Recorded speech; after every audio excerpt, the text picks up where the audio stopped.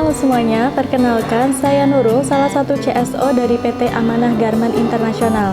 Nah, PT Amanah Garment Internasional ini sendiri itu sudah berdiri cukup lama, sudah dari tahun 2009. Nah, maka dari itu sudah cukup banyak perusahaan-perusahaan yang sudah bekerja sama dengan kami, baik itu untuk produksi polo shirt, kaos, kemeja, topi, atau yang lainnya, seperti yang sudah dijelaskan oleh rekan saya di video yang sebelumnya.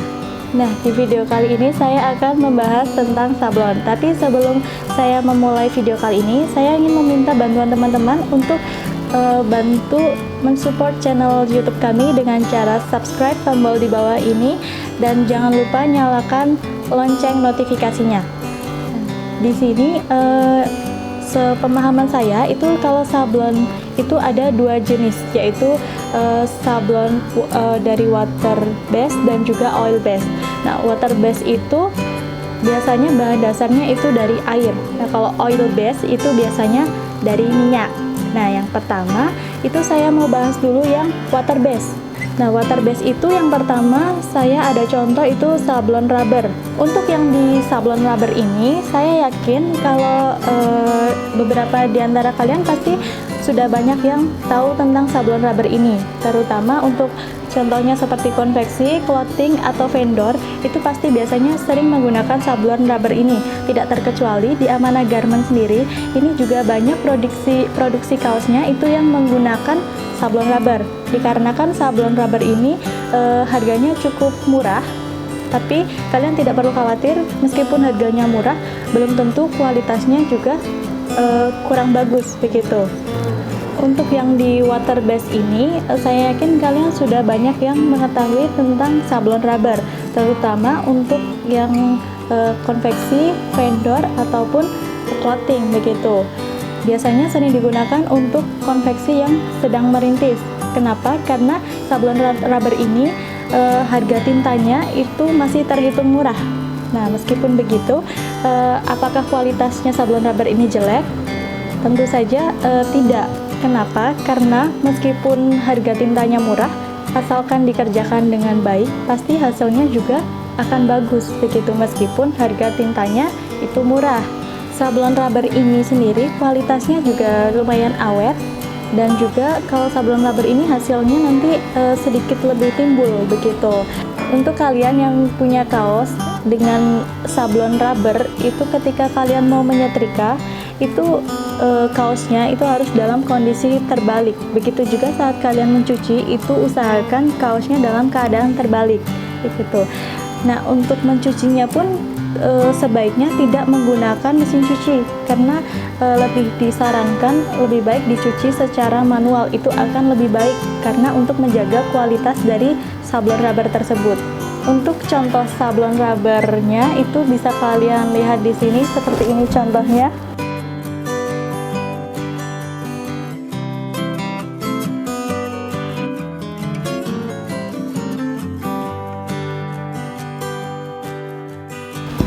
Selanjutnya, yang kedua saya ada contoh sablon dari water based, itu ada discharge atau super white.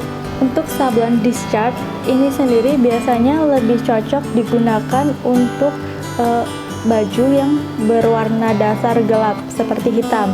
Nah, kalau super white ini lebih cocok yang berbahan dasar warna putih. Untuk kedua jenis sablon ini teksturnya itu menyatu atau menyerap ke dalam kain, jadi tidak timbul seperti sablon rubber atau seperti sablon plastisol. Nah, untuk sablon discharge dan juga super white ini untuk kualitasnya itu lebih awet karena dia menyerap di dalam kainnya, jadi tidak akan luntur. Sablon discharge sendiri ini juga memiliki kelemahan. Kelemahannya itu kalau sablon discharge itu tidak bisa, warnanya itu tidak bisa seputih seperti sablon rubber atau sablon plastisol. Jadi warnanya itu lebih ke putih tulang begitu.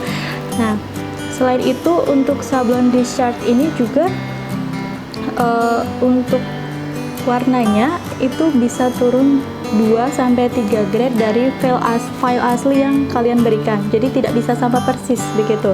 Nah, akan tetapi kualitas dari sablon discharge ini bisa dibilang cukup awet begitu. Tapi di sisi lain, sablon discharge ini masih cukup bagus dari segi keawetan dan ketajaman warnanya gitu. Untuk jenis sablon yang kedua itu saya ada jenis sablon oil base. Oil base itu berbahan dasar minyak. Nah, di sini saya ada contoh itu plastisol. Plastisol itu juga ada dua macam, plastisol biasa dan juga plastisol DAF. Sablon plastisol ini hampir sama dengan sablon rubber, yaitu nanti hasilnya akan sedikit lebih timbul, berbeda dengan sablon discharge atau super white tadi yang sablonnya menyerap ke dalam kain.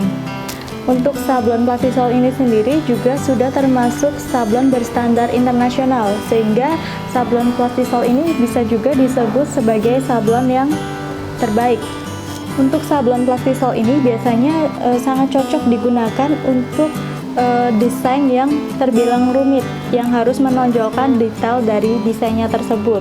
Untuk plastisol yang biasa dan DAF itu apa sih bedanya gitu? Nah, untuk plastisol yang biasa itu biasanya dia ada raster-raster atau dot-dot atau titik-titiknya begitu.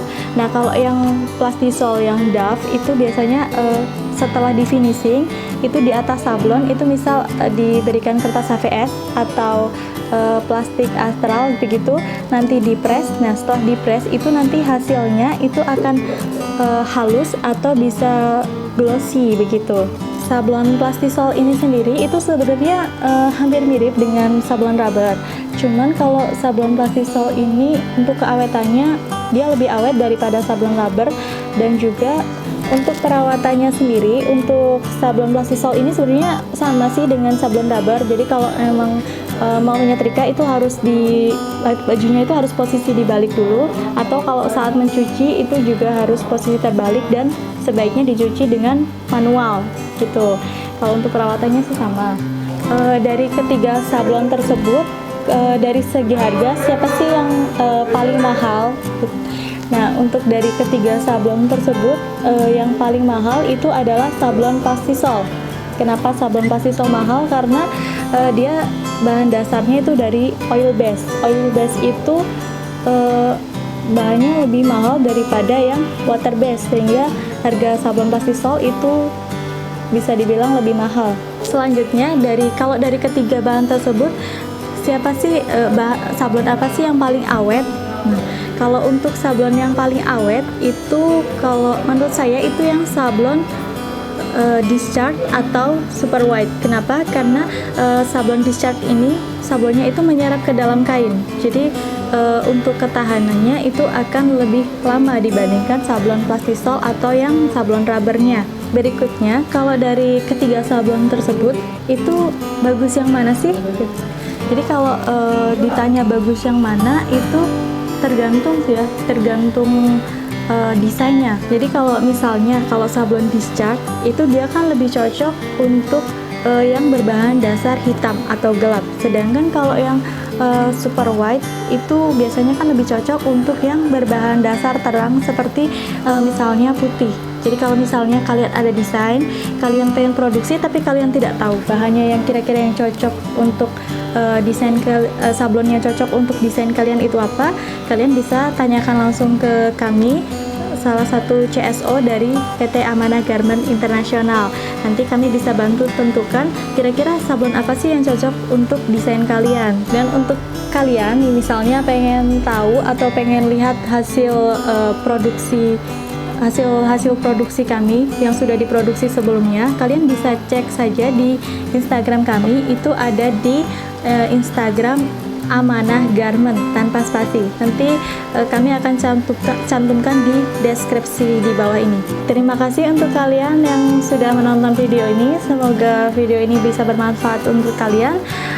Mungkin next video kami masih akan membahas tentang sablon, tapi nanti akan dijelaskan oleh rekan CSO saya yang selanjutnya. Semoga video ini bisa bermanfaat untuk kalian, dan untuk kalian yang mau order misalnya kaos, jaket, kemeja, topi atau yang lainnya, kalian bisa langsung menghubungi nomor di bawah ini dengan salah satu CSO kami.